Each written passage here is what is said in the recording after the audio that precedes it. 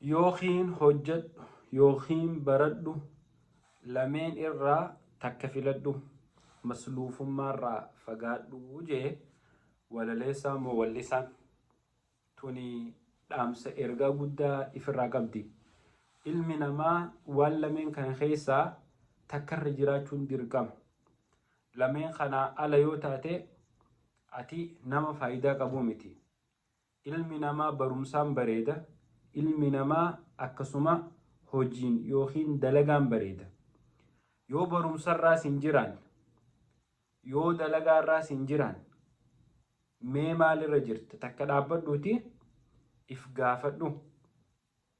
Zamana amma keessa jirru kana keessa dargaggoonni keenya hedduun isaanii habarnoota fixees ciqilfatee qama'aa jira.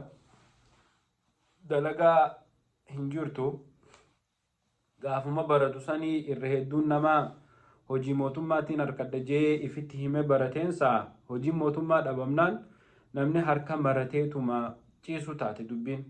Obboleessa kiyya obboleettii tiyya.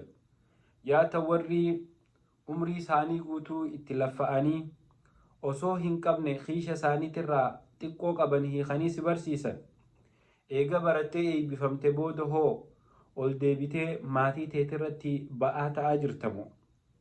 Gaddeemteeti barnoota baratte saniin hojii uummattee ifis gargaartee maatii teetirraa illee ba'aa buusaa jirta.